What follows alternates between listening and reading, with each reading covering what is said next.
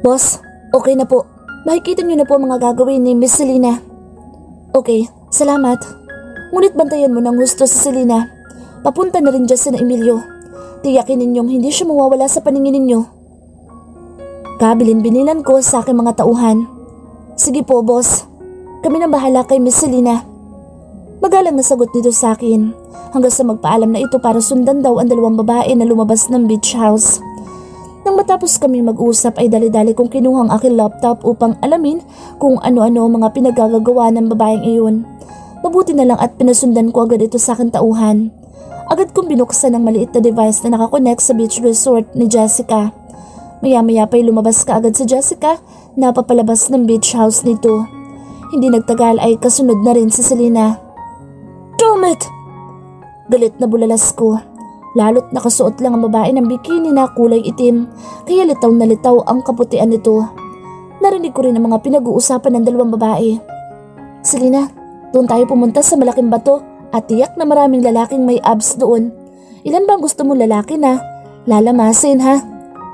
Tanong ng pasaway kong stepsister. Pwede bang lahat na lang para walang selusan na mangyari? Sagot ni Selena. Kuyom ang mga kamao. Hindi talaga ito sumunod sa aking bilin. Maya-maya pa'y muli ko na namang narinig ang mga pinag-uusapan ng dalawang babae. Mas maganda siguro kung bukas na lang tayo umuwi, Selena, para mas mag-enjoy naman tayo dito. Pwede rin, Jessica. Siguro itatanggapin ko na lang ang sermon sa akin Sir Devin. Ang mahalaga ay makalamas tayo ng mga abs na nagpuputukan.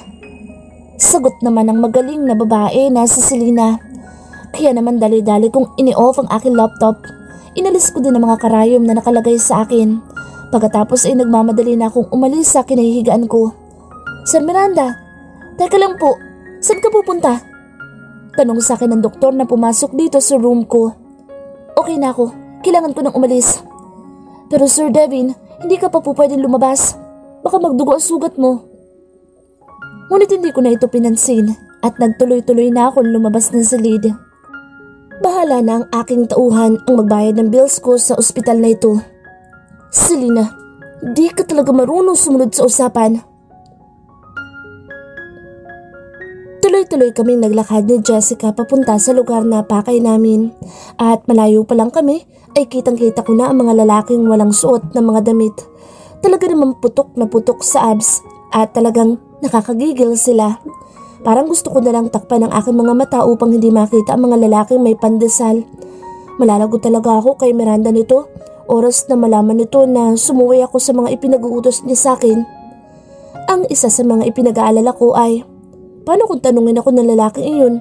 Ano isasagot ko? Hindi pa naman ako sanay magsinungaling at tsak ako mabubuko kaagad ako. Hello, beautiful ladies. Sabay kaming napatingin ni Jessica sa dalawang lalaking lumapit sa amin. Sa katawan kaagad nila ako tumingin. Ngunit aaminin kong mas may dating pa rin ang katawan ni Miranda. Walang sinabi ang dalawang lalaking ito. Ngunit hindi ko naman pwedeng sabihin sa kanila na mas hearting na ng abs ng boss kong si Miranda. Baka sipahin nila ako papunta sa gitna ng dagat. Hindi pa naman ako marunong lumangoy. Pwede ba naming makilala ang dalawang babaeng magaganda sa aming harapan? Tanong ng lalaking nakatapat sa akin. Inilahad din nito ang palad niya sa akin. Hindi ko alam kung anong ibig nitong sabihin doon. Ngunit hindi ako nagsalita at tiningnan ko lang ang palad ng lalaki na tila nanghihingi ng limos sa akin. Wala naman akong ibibigay dito kahit singkunduling. Sorry boys, ngunit hindi kayo ang tipo namin. Biglang sabi ni Jessica.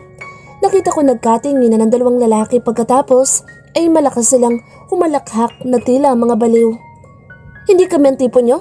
Haba, simulat sa pulay wala pang babae ang tumanggi sa amin. At hindi kami papayag na basta lang ninyong tanggihan mga babae. Galit na sabi ng lalaking nakatapat kay Jessica. Nakita kong kinuha ni Jessica ang cellphone nito. Nakikita niyo naman siguro nangyari, diba? Ngayon din ay palayasin niyo ang dalawang kulugo na ito sa harap namin na kaibigan ko. Galit na sabi ni Jessica. Ngunit bigla akong hinila ni Jessica dahil balak akong hawakan ng lalaking katapat ko. Subalit mas nasyak ako nang walang kahirap-hirap na pinatumba ng kaibigan ko ang dalawang lalaki. Grabe, ang galing niya makipaglaban. Katulad din ba siya ni Miranda? Hindi ako makapagsalita, kaya lang mas nagulat ako nang makita ko ang 8 mga lalaki na mabilis na lumapit sa amin. Hindi ako makapagsalita lalo at nakikipaglaban ng aking kaibigan. Hanggang sa mabilis akong mapaurong nang may lumapit sa akin na isang lalaki. Nakangisi ito at tila hindi gagawa ng maganda. Ang swerte naman pala ni Boss Bert sa'yo. Kasi ang ganda na, ang kinis-kinis pa at ang puti. Manyak na sabi ng lalaki. Kita ko ring inilabas dito ang dila, kaya bigla ako natakot. Tangka na sana itong lalapit sa akin nang biglang tumalsik ito papalayo sa akin. May dumating kasi na isang lalaki. Teka, parang tauhan ito ni Miranda. Naku po, may nakasunod pala sa amin na mga tauhan ni Pusit. Miss Selena, bumalik na po kayo sa beach house ni Ma'am Jessica. Utos ng lalaki sa akin. Pagkatapos ay nakipaglaban na ito sa mga kalaban. Hinanap ng mga mata ko ang aking kaibigan. Namataan ko naman ito na patuloy pa rin nakikipaglaban sa mga lalaki. Partida, nakasuot lang ito ng bikini. Ngunit grabe kung makataas ng paa para sipain ng mga katunggali nito. Selena, bumalik ka na sa beach house. Utos sa akin ni Jessica nang bumaling ito sa akin. Kahit ayaw kong iwan ng aking kaibigan ay napilitan na rin ako. Lalo at parang lalong dumami ang mga kalaban nila. Ngunit hindi pa ako halos nakakalayo nang may biglang humarang sa aking daraanan. Galing ito sa itaas at sa ultimong harap ko siya bumaba. Sino ka ba? Kabadong tanong ko sa lalaki. Sumama ka na lang sa akin, Miss Selena, para hindi ka na masaktan pa. Nakangising sabi ng lalaki. Hindi ako nagsalita, ngunit mabilis akong umurong papalayo rito. Pero agad akong yumuko sa baykuhan ng maraming buhangin. Pagkatapos ay walang babala kong isinaboy sa mukha ng lalaking kaharap ko. Napasigaw ang lalaki at hindi magkamayaw sa pag-alis ng buhangin sa mga mata nito. Hindi na ako nag-isip, agad akong kumuha ng malaking bato. Pagkatapos ay ubod lakas kong ibinato sa pagkalalaki nito. Halos sumiyaw naman ito sa sakit. Ngunit wala akong pakialam. Napatingin naman ako sa likuran ko at nakita ko ang tatlong lalaki na papalapit din sa akin kaya mabilis na akong tumakbo papalayo sa kanila. Habulin nyo! Hindi siya pwedeng makatakas dahil tayong mananagot kay boss. Malakas na sigaw na lalaki. Hindi ko alam kung sino sila at bakit nila ako hinahabol. Ngunit kahit anong mangyari, hindi ako magpapahuli sa kanila. Hindi ako tumuloy sa beach house ni Jessica. Ang ginawa ko ay lumiko ako papunta sa kakahuyan. Bahala na. Ang mahalaga ay makalayo ako sa mga taong humahabol sa akin. Sundan nyo! Narinig ko sigaw ng isang lalaki. Ako naman ay mabilis na nagtago papunta sa likod ng malaking bato.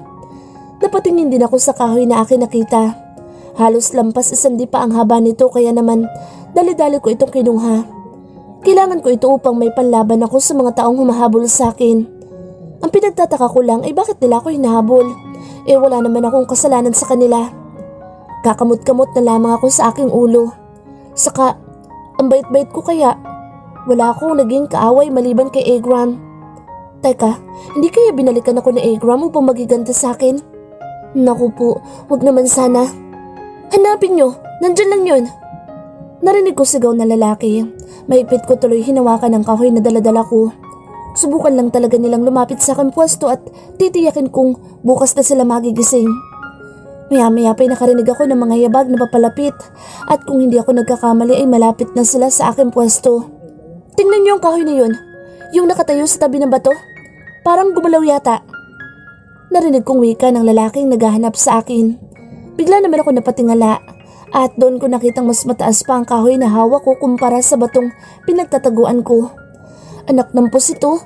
Nagtago nga ako ngunit ang kahoy na aking hawak-hawak ay nakatayo naman at hindi ko pala naitago. Bakit ba minsan ang tanga-tanga ko? Nakakainis tuloy. Tingnan nyo at baka nandoon lang ang babaeng hinahabol natin.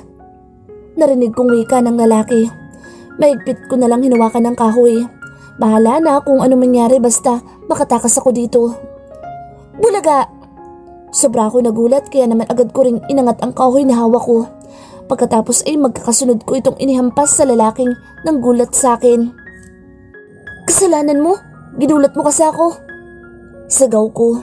Mabilis din ako umalis sa aking pinagtataguan at muling nagtatakbo papalayo sa lalaking humahabol sa akin. Hindi ko na kayang habulin ng babaeng yun. Ang sakit ng ulo at leg ko. Malakas na pagdaing ng lalaking pinaghampas ko ng kahoy na aking daladala. Muli akong lumingon kaya nakita ko nakasunod pa rin sila sa akin. Hanggang sa muli ako nagtago sa malaking puno. Para hindi ako makita ay hindi ko na pinatayo ang kahoy kung dala-dala. Pinahiga ko na lang ito para hindi ako mahuli. Todo dasal ako na sana lang ay hindi ako makita nila. Lalo at narinig kong malapit na sila. Nandun siya sa malaking puno. Nakita ko ang kahoy na dala-dala niya. Wika ng lalaking humahabol sa akin. Muli na naman ako napatingin sa kahoy na dala-dala ko. Bigla kong natapik ang noo ko dahil may nakalabas pa pala ang dulo ng kahoy.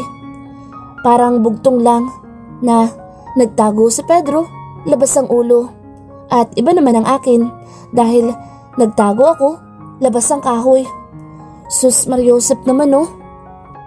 Hinawakan ko na lamang ng mahigpit ang kahoy at naghahanda ako sa paglapit nila. Ngunit biglang napaawang ang aking bibig nang marinig ko ang daing ng mga lalaking humahabol sa akin. Dahan-dahan akong sumilip mula sa pinagtataguan kong puno at nakita ko agad ang bulto ni Devin. Teka, totoo ba ang aking nakikita? Nandito si Miranda? Bigla ko tuloy nakusot ang aking mga mata at baka namali lang ako ng tingin. Ngunit kahit anong kusot ang gawin ko sa mga mata ko ay si Devin talaga ang aking nakikita. Diyos ko po, anong gagawin ko? Nakasuot ako ng bikini. Tsak na malilintikan ako nito sa lalaki. Kahit gustuin ko man bumalik sa beach house ni Jessica ay wala akong ibang dadaanan kung hindi kung saan ako dumaan kanina.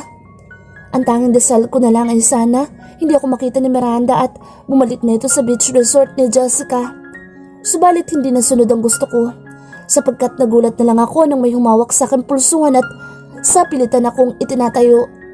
Tumingin ako sa mukha ng lalaki at kitang-kita kong sobrang dilim ng mukha nito. Para bang handang lumaban ng away. Narinig ko ring nag-igting ang panga nito ngunit wala akong narinig na salita mula sa lalaki. Tinanggal din ni Miranda ang suot nitong jacket at inilagay sa aking katawan. Lalo't nakasuot lang ako ng bikini. Nang tuluyan ang mailagay sa katawan ko ang jacket at muli na naman niya akong hinawakan sa aking pulsuhan at agad na hinila papaalis dito sa kakahuyan. Hindi nagtagal ay tuluyan na kaming nakarating sa harap ng beach house ni Jessica. Nakita ko agad ang aking kaibigan at nasa mukha nito ang pag-aalala. Selena! Bulalas nito. Mabilis itong lumapit sa akin. Ngunit tuloy-tuloy lang akong hinila ni Miranda papasok sa beach house. Kuya Devin, teka muna. Anong gagawin mo kay Selena? Tanong ni Jessica sa stepbrother nito. Huwag kang mangialam dito Jessica kung ayaw mong madamay. Pagbabanta ng lalaki sa aking kaibigan. Kuya Devin, mali naman yata ang gagawin mo. Hindi mo pwedeng saktan sa Selena. Wika ng kaibigan ko at nasa boss nito ang pag-aalala para sa akin. Subalit tila bingi si Miranda at tuloy-tuloy pa rin naglalakad habang hila-hila ako. Pagdating sa tapat ng kwarto ay agad kami pumasok sa loob. Muli na namang humakbang si Miranda hanggang sa dalhin ako dito papunta sa loob ng banyo. Bilisan mong maligo Selena dahil hindi pa tayo tapos. Galit na sabi ng lalaki sa akin. Nang makapasok ako sa loob ng banyo ay ito na rin na nagsara ng pinto para sa akin. Halos mapatalon pa nga ako sa gulat nang malakas nitong ibinagsak ang pinto ng banyo. Agad ko na lamang inalis ang jacket na suot ko. Ganoon din ang bikini. Pagkatapos ay agad akong tumapat sa ilalim ng shower. Ngayon ay parang ayaw ko nang lumabas ng banyo para mas gusto ko na lang magkulong dito upang iwasan ng lalaki. Subalit alam kong hindi ako titigilan nito, lalo't binali ko ang utos nito sa akin. Anong gagawin ko?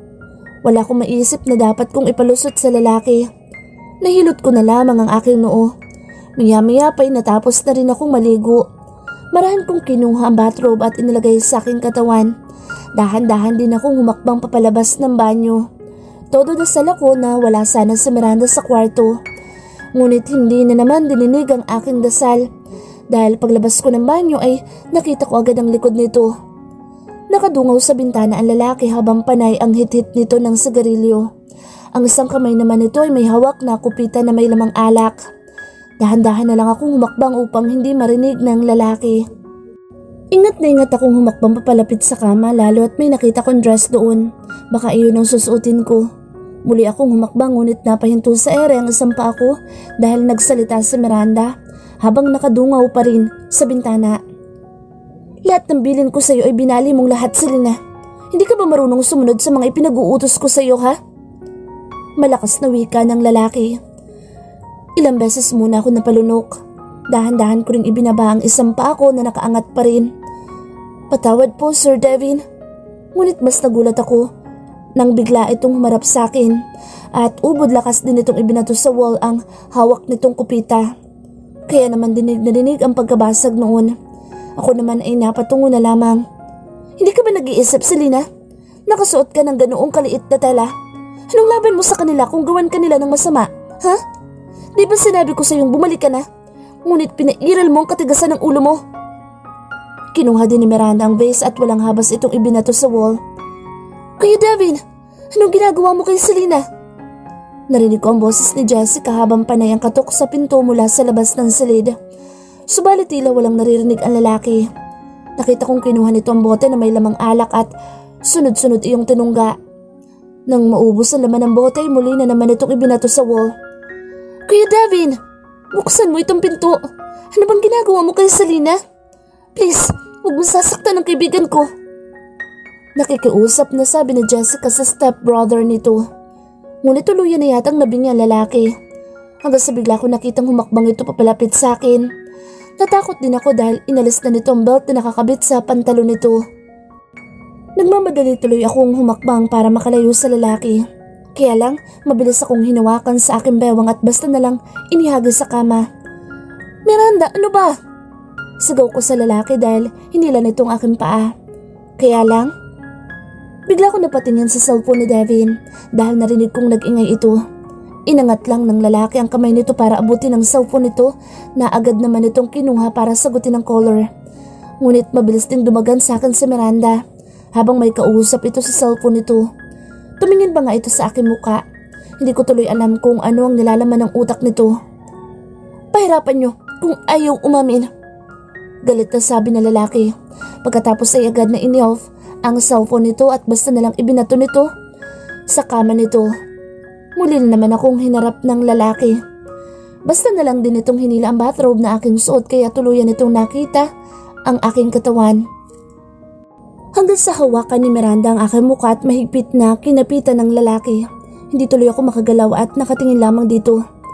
Akala mo ba'y natutuwa ko sa mga pinagagawa mo, ha? Hindi ka pa ba kontento sa akin at nagbabalak ka pang maghanap ng mga lalaki, Selena? Galit na tanong sa akin ni Miranda at mas idiniin ang kamay nito sa aking panga. Magsasalita sana ako upang magpaliwanag sa lalaki ngunit biglang sinakop ni Miranda ang aking labi at walang humpay itong hinalikan ng mariin. Hindi ako makahuma dahil sa tindi ng paghalik ni Miranda sa akin. At habang tumatagal, ang bawat paglapat ng labi ni Miranda sa aking labi ay ramdam ko ang sensasyong dulot noon sa aking kaibuturan. Ngunit nagtaka ako nang biglang huminto si Miranda sa ginagawa sa akin. Mataman muna akong tinitigan ng lalaki pero nakikita ko pa rin sa mukha nito ang galit at iritasyon. Maulit pa ang mga kalukuhan mong ginawa, Selena. Ikukulong na kita sa loob ng kwarto ko. Mariing wika ni Miranda at nasa boss din ito ang pagbabanta sa akin. Pagkatapos ay agad na umalis sa ibabaw ko.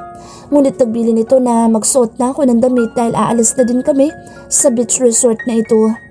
Marahan na lamang akong tumango sa lalaki. Bigla naman ako napaangat ng tingin kay Devin nang mapansin kong hindi pa ito umaalis sa aking harapan. Nakikita ko sa mukha nito na hindi pa rin naaalis ang inis nito sa akin. Kaya naman muli na naman ako napatungo dahil nakaramdam ako ng hiya. Kaya lang ay bigla nitong hinawakan ng aking panga at muling iniangat sa kanya. Nagsalubong tuloy ang tingin naming dalawa. Maya-maya pa'y nagulat ako nang mabilis nitong angkinin ang labi ko. Kahit gustuhin ko mang umiwas ay hindi ko magawa, lalo't hawak-hawak ng lalaki ang aking panga. Hindi naman nagtagal ang halik nito sa akin ngunit bago iwan ang aking labi ay mariin nitong kinagat. Hanggang sa binitawan nito ang aking panga. Pagkatapos ay nagmamadali na siyang umalis sa kwartong ito. Ako naman ay dali-daling naglagay ng damit sa aking katawan. Lalo at baka bumalik na naman si Miranda dito. Nang makapagbihis na ako ng damit ay agad kong sinuklay ang aking buhok. Maya-maya pa'y muling bumukas ang pinto at pumasok si Miranda. Malaki ang hakbang nito papalapit sa aking pwesto. Mahigpit akong hinawakan sa aking pulsuhan at agad na hinila papalabas ng kwarto. Hinarap ng mga mata ko si Jessica ngunit wala na ito rito. Baka pinauwi na ni Miranda. Pagdating sa labas ng beach house ay agad niya akong pinapasok sa loob ng kotse nito. Malakas pa nga nitong ibinagsak ang pinto ng sasakyan ng isara iyon. Hindi na lang ako nagsalita. Kahit nang nasa biyahe kami, wala pa ring imik si Miranda. Dumaan ng mahabang oras ay tuluyan na kaming nakarating sa bahay nito. Nagmamadali na bumaba si Miranda. Balak ko na sanang buksan ang pinto ng kotse para lumabas ako nang maunahan ako ng lalaki. Mahigpit din itong hinawakan ng pulsuhan ko at agad na hinila papasok sa kabahayan. Subalit nagtaka ako nang daanan lang namin ang aking silid at sa kwarto nito kami tumuloy. Pagkapasok sa loob ng silid nito ay agad nitong inilak ang pinto at doon lang din ako binitawan ni Miranda. Nasundan ko na lang ito ng tingin habang papunta sa loob ng banyo. Isang marahas na buntong hininga na lamang ang aking ginawa hanggang sa magdesisyon na lumapit sa sofa para doon mahiga. Ayoko mahiga sa kama ni Miranda at baka singhalan lamang ako nito. Nang tuluyang lumapat ang likod ko sa malambot ng sofa ay mabilis lang akong nilamo ng antok. Kinabukasan, nagising akong nandito sa ibabaw ng kama. Siguro inilipat ako nito dito sa kama kagabi. Hanggang sa bumaba ang mga mata ko sa aking katawan at nakita kong iba na ang aking suot na damit. Pinalitan ba ako ni Miranda habang natutulog? Hindi naman kasi ako nagpalit kagabi bago mahiga sa sofa.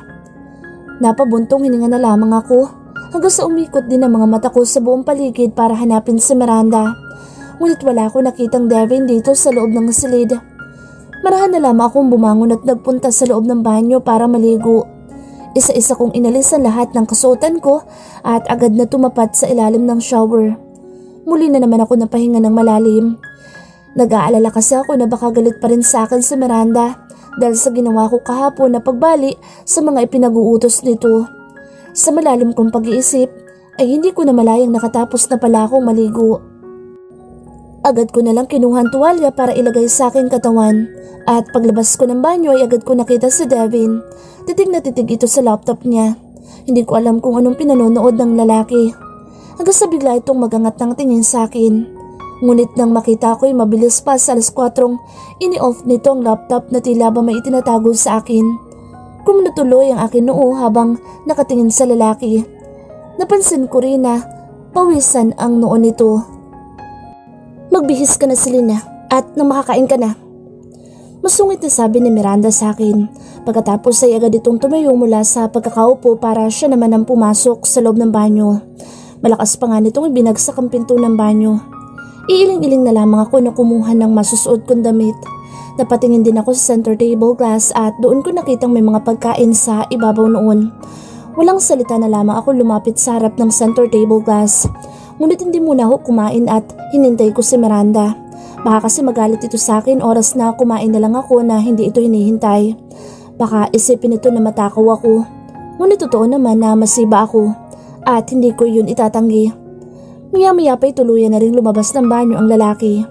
Umiwas na lang ako ng tingin sa lalaki lalo at nakatapis lang ito ng tuwalya sa ibabang bahagi ng katawan nito. Hindi naman nagtagal ay lumapit na rin sa akin si Devin. Ngunit nakasuot lamang ito ng boxer. Walang salita na umupo sa akin tabi si Miranda. Naglagay na rin ito ng pagkain sa plato ngunit nagtataka ako kung bakit isang plato lang ang gagamitin namin. Sabagay, isang plato lang pala nandito. Siya lang ba ang kakain at ako'y nakatingin lamang sa kanya? Ito ba ang parusa ko dahil sinuway ko siya kagabi? Ngunit bigla ko nagulat nang ilapit ni Miranda sa akin ang kutsara na may lamang kanin. Hindi tuloy ako makahuma at medyo nahiya ako dahil unang beses na may susubo sa akin sa pagkain. Tapos lalaki pa ito. Bala ko sanang kunin ang kutsara na bigla itong ilayo sa akin ng lalaki at sinamaan din ako ng tingin nito. Kaya naman kahit na ilang ay ibinuka ko na lang ang aking bibig upang isubo na ang kutsara sa aking bibig. Parang nailang din ako dahil kumakain din si Miranda sa kutsara kung saan ako kumakain. Ngunit hindi naman ako makaangal sa lalaki kaya kahit na ilang ay umayon na lang ako sa gusto nito. Kesa mas magalit na naman ito. Lumipas sa mahabang oras. Sa wakas, tuluyan na rin kaming natapos. Ako naman ay tumayo para mag-toothbrush. Nagpaalam nga ako sa lalaki ngunit hindi ako nito tinugon. At mukhang galit pa rin ito sa akin. Nang matapos ako mag-toothbrush ay muli akong bumalik sa harap ni Miranda. Bala ko itong kausapin tungkol sa nangyari kagabi. Siguro hihingi ulit ako ng sorry sa lalaki. Aaminin ko ang kasalanan ko. Sir Devin, pagtawag ko sa lalaki, Nagangat naman siya ng tingin sa akin ngunit salubong pa rin ang kilay nito. May kailangan ka, Selena?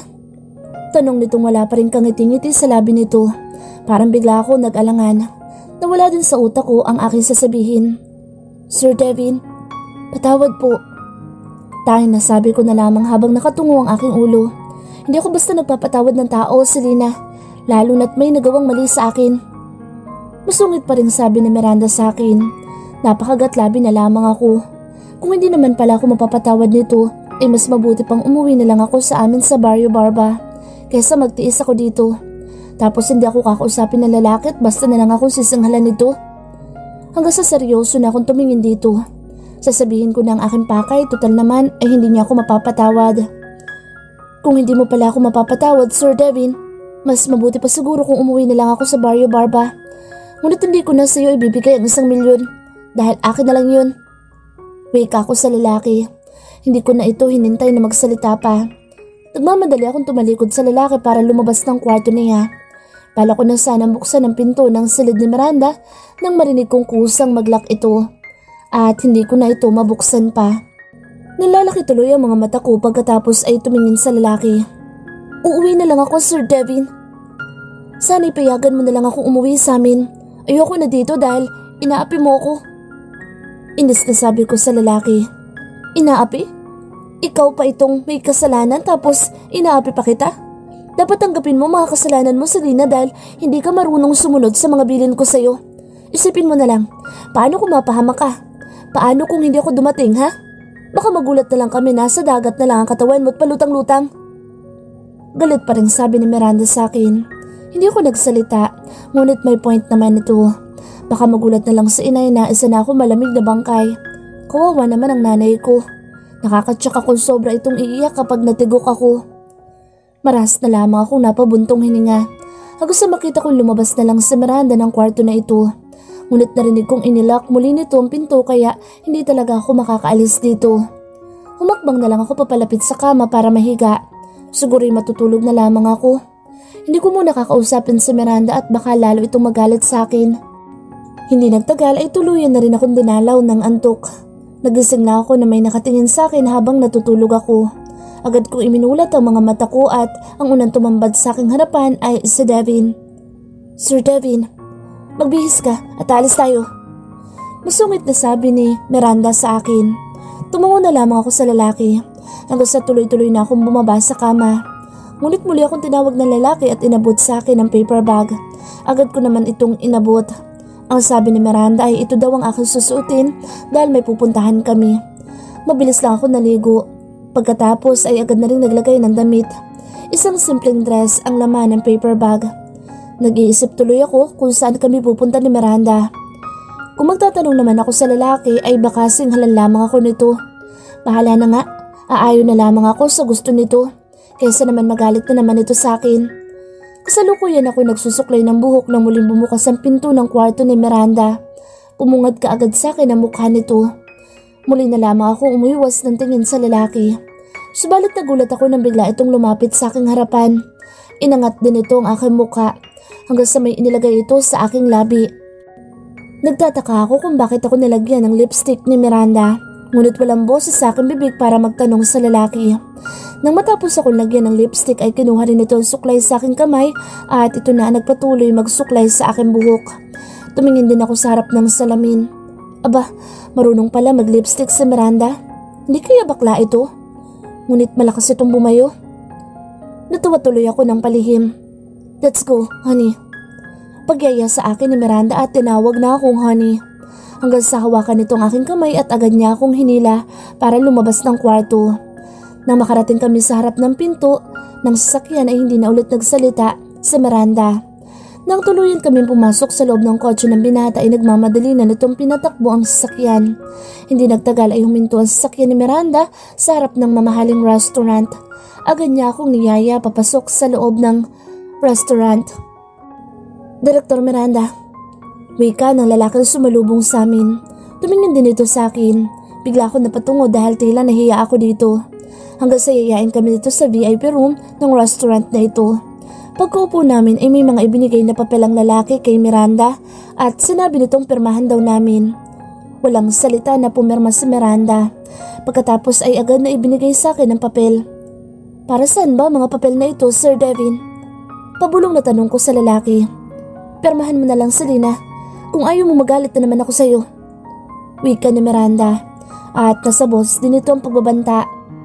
Dala ng labis na pag-aalala na baka magalit na naman sa akin si Miranda ay pumirma ako ng walang tanong-tanong kung anong nilalaman ng papel. Pagkatapos ay agad ko ibinigay sa lalaki. Magkakasundo tayo kung palagi kang sumusunod sa akin, Selena. Bulong nito sa akin. Naramdaman ko pa nga ang kamay nito na nasa aking hita at marahan iyong pinisil. Medyo napaigtad pa nga ako. Ngunit hindi ako nagpahalata sa lalaki na medyo nag-iinit na rin ang katawan ko.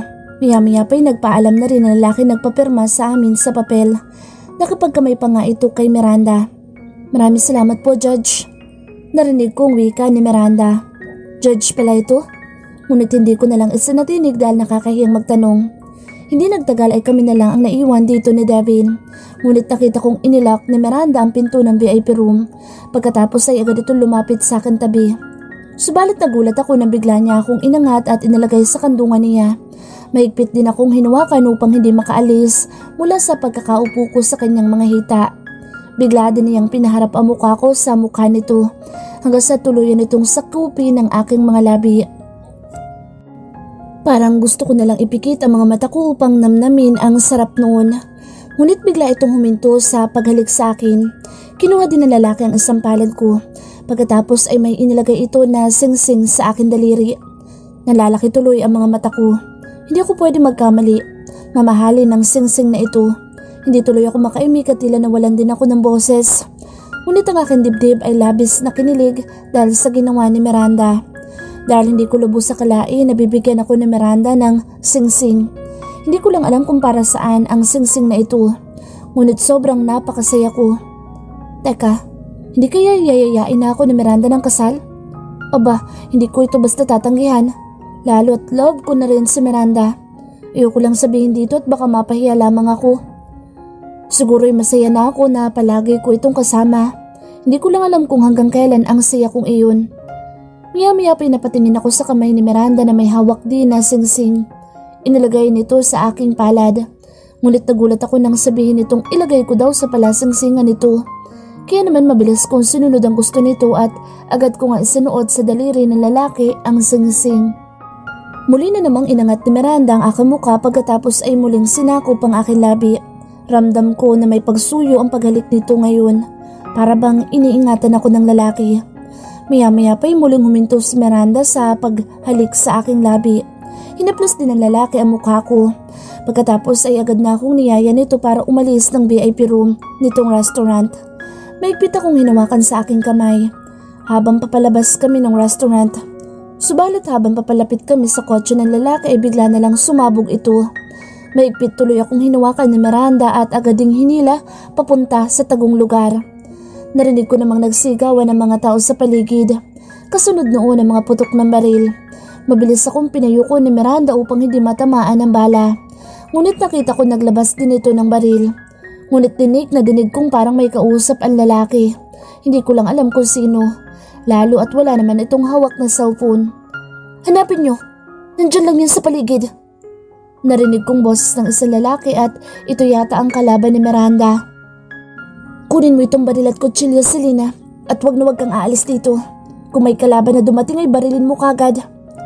Utos sa akin ni Miranda. Sige, mag-iingat ka, Sir Devin. Hindi nagsalita ang lalaki ngunit bago umalis ay mariin muna niya akong hinalikan sa aking labi. Nasundan ko na lamang ng tingin ng lalaki habang papalayo sa akin. Ngunit kitang-kita ko may sumalubong dito na tatlong mga lalaki at tuluyan silang naglaban. Medyo kabado ako para kay Miranda. Sana lang ay maging ligtas itong makabalik sa akin tabi. Halos magtatalo naman ako sa tuwa nang makita kong napabagsak ni Miranda ang mga kalaban nito. Bigla naman ako napatingin sa maliit na kutsilyong hawak ko. May garter ito sa gilid at katulad ng napanood ko kahapon na action movie na may kutsilyo sa legs nito ay yun ang aking ginawa. Itinago ko ang kutsilyo sa aking legs. Tumingin din ako sa buong paligid at nakita ko may mga dumating na mga alagad ng batas. Ngunit muli ako napatingin kay Devin. Kaya lang ay hindi ko na makita ang bulto nito.